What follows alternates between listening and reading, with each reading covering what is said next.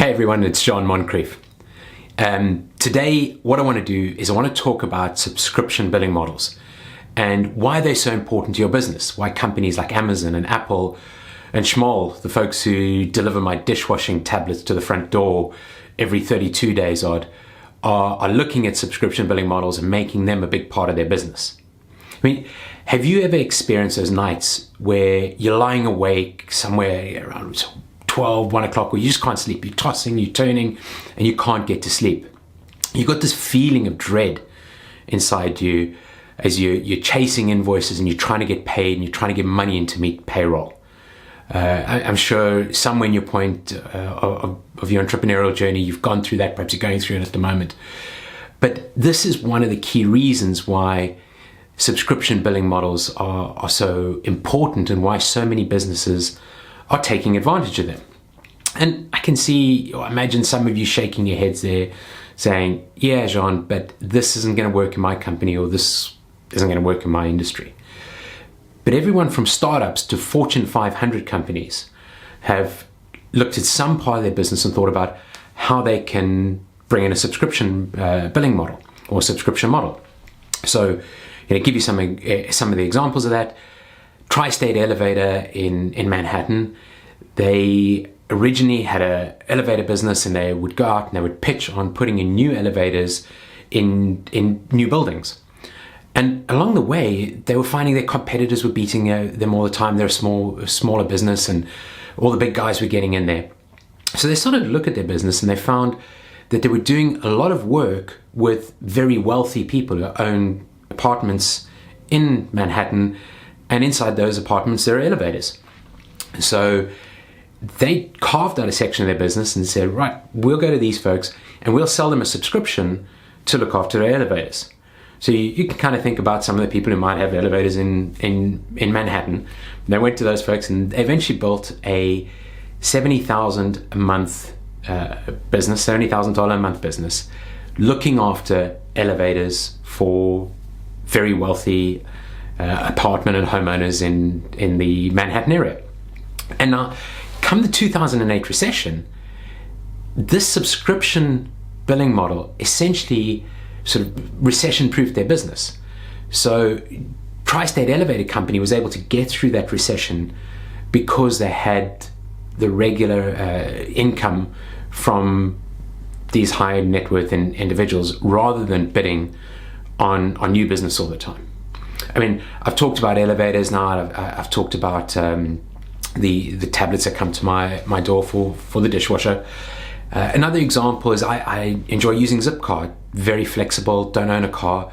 But there are times when I think it might be worth going out and taking a look at buying a car. And usually that happens when Zipcar is not available. And that's typically on the weekend when I want to get out and take a walk and with my partner and go and see the leaves. It's autumn and the leaves are changing.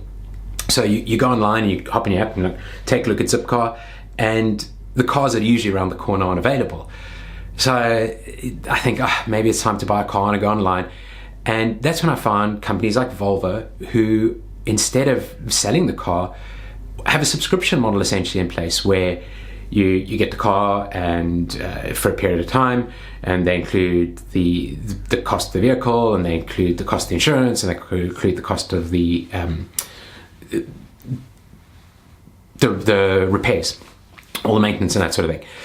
So that's in the kind of vehicles or motor vehicle space. And beyond that, I've recently noticed Land Rover Jaguar advertising that they will deliver a Land Rover Jag to my front door for use on the weekend. So they've obviously realized that Zipcars aren't always available, and there are folks like us out there who need the service and need a car over the weekend. In his book, recent book, John Warrilow talks about the access generation. So in the book, The Automatic Customer, he talks about the access generation. And this is this kind of generation who's coming up now, and they don't want to be owners. They don't want to buy things. They want to be able to get things on a subscription model, and have that flexibility of the subscription model. In your own organization, you're probably fairly familiar with some of these things. You maybe use QuickBooks or Xero for your accounting, perhaps Salesforce for your CRM, HubSpot for your marketing, but you see them come off your bank account every month. And those are the kind of models I'm talking about. And the software industry was really quick to adopt these subscription models. But it doesn't mean that they aren't available to people in other industries. So let's go into some of the reasons that you really need to take a hard look at your business and think about how you can introduce a subscription model into at least some of your business. And the first thing is predictability. You basically want to be able to, let's step back. The first thing is predictability. And as a business owner, one of the most difficult things is to try and figure out demand. So you sort of spend too much money on stock and you end up with a whole lot of stuff in the warehouse and you don't have the cash flow anymore. You've basically overestimated that demand. On the other hand, if you underestimate demand, you can't fulfill your orders. So you're kind of caught in this catch-22 if you don't quite smooth out that demand or understand what the demand is down the line.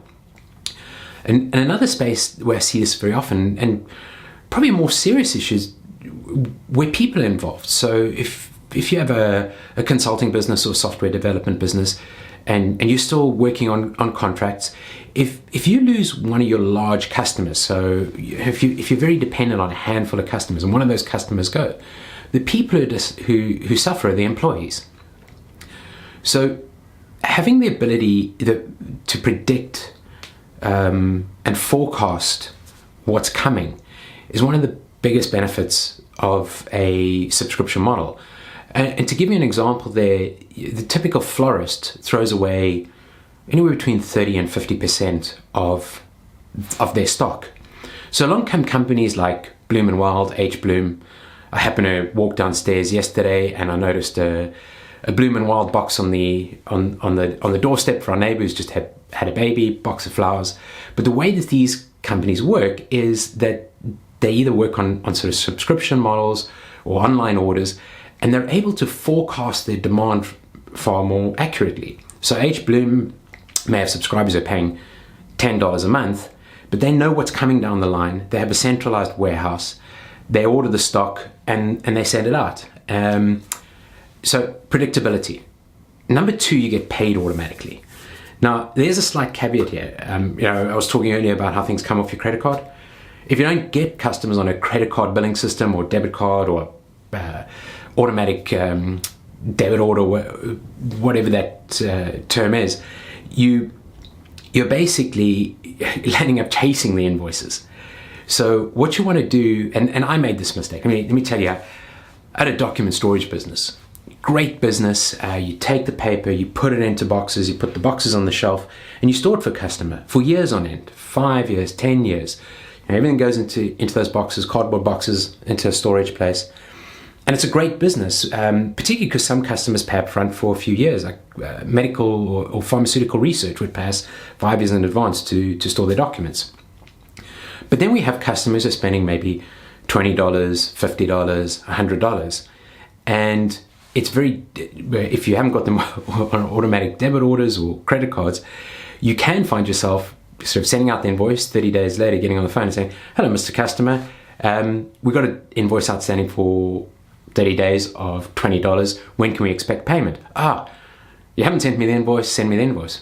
We know the invoice has been sent, but basically you zip up the invoice, send it off to them. 60 days later, it's kind of the same process. 90 days later, you're getting to sending a lawyer's letter.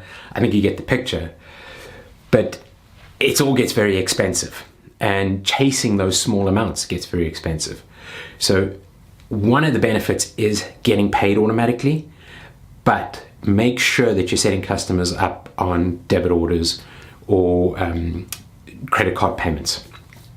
Number three, market research. Now, I love this one. Basically, with a subscription billing model, you're able to do your market research and get paid for it. So think back to the old days. When you went out and you launched a new product, maybe you did some telephone research. You engaged a research company and they do some telephone research. You might have had health focus groups. Maybe my laundry detergent friends here small would introduce a new product and they would run a focus group, see how the product's doing, ask people a whole lot of questions. You can now do that with your community, with your subscribers. So you introduce a new product, put it out into your subscriber base, get the feedback, and decide whether to keep it or can it.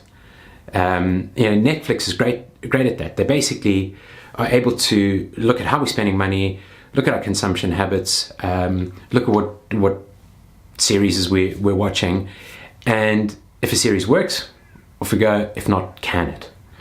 So think about the free market research side of things, and how, as a subscription business owner, you're actually getting paid to do your market research. Number 4, sticky customers. So, when you think about it, if you've got somebody on subscription already, and perhaps some of you are using software products at the moment where you kind of start off like thinking a HubSpot, you start off with a marketing piece, and that's really working well. So then you kind of upgrade to a few more contacts, and then you think, well, let me use their CRM system. So you take the CRM system, and now they've introduced a service model. So you basically, once you become a customer, you start using more and more of the product. Another great example, the other night we were sitting, my partner's looking at ordering some doorknobs, and she's on Amazon, and has a look, and she says, these things are going to take 5 days to deliver. Let me go somewhere else. Whoa, hun, have you not got a Prime membership? I've got a Prime membership. Let me go online and see how long it takes on my account. So I go on and deliver tomorrow. Here we go. I can order them now and they're delivered tomorrow. And she looks at me and she says, why do you get them in a day and I have to wait 5 days? Well, it's the stickiness of being an Amazon customer. It's why they introduced Prime. And at the end of the day, had it been her, she would have gone somewhere else. But as a Prime member, I'd pretty much order everything on Prime. And another great example is the folks downstairs with a new baby. Have you ever woken up in the middle of the night, if you've had kids, and you wake up in the middle of the night and you're looking for a diaper, and basically they're not in the buggy and they're not in the diaper cupboard, and you go down to the car and you're scratching around in the back of the car, no diaper there either, behind the seats and those things. Maybe we put one in there. Eventually you find yourself at the convenience store and you're buying diapers at 1 o'clock in the morning. So what do? You probably come in and you install one of those buttons for Amazon and hit the button when you need more diapers, and they're delivered for you automatically. And that's why Amazon went and paid $540 million for diapers.com. And it kind of rolls into point number 5, where subscribers buy more as well. So once you subscribe to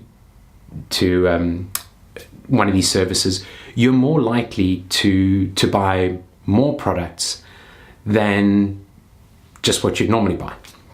So the diaper example is probably a great story there, in that the folks with the new arrival, the new baby, the doorbell used to ring once or twice a week here, and probably deliveries for me, books that I'm reading to help you folks. Now the doorbell's going anywhere between 3 or 5 times a day, and they're all bits and pieces that are needed for the new baby. So basically, subscribers typically are going to spend more with you on a subscription billing model than they would otherwise. And finally, I want to talk about the improved valuation, because this is really important. When you have a subscription billing model in place, you can kind of see a runway of profitability, a runway of revenue, and it's throwing off profitability years down the line. So when a buyer comes along, they look at that, your business is far more valuable. And this is one of the key aspects of having a subscription model. Being able to look at part of your business and saying, okay, can I take just this part of the business and turn it into a subscription model first?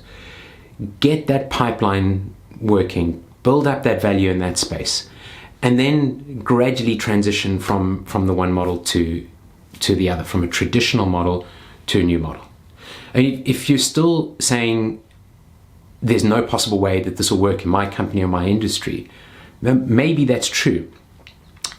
if you stick to the old way of doing things. But there are companies out there, everything from startup to Fortune 500, who are jettisoning the traditional way of doing things in favor of subscription billing models. And there's a reason for that. So I hope this was helpful. I understand that some of you are still thinking it's not going to work for me. So what I want to do is next time I'm going to go into about 9 different business models for subscription, for memberships, for this recurring revenue side of things. So we'll look at those together and we'll see if something fits for you. If nothing fits there, then I encourage you to get hold of me. Get in touch and we can talk about, or we can take a look at something that may well fit your business. If you're interested in where your business is at the moment and what your business is valued at, you'll find a Value Builder questionnaire. It takes about 15 minutes. You can fill in the questionnaire, get a sense of where your business is at. And if you want to take a look at that in more detail, happy to do that. Just drop me a note, drop me an email. All my contact details are here, and we can take a look at that in more detail. Again, I'm here to help you. I'm here to share with you. I want you to find your purpose. I want you to build a business that thrives, and I want you to have the freedom that you set out to find in becoming an entrepreneur.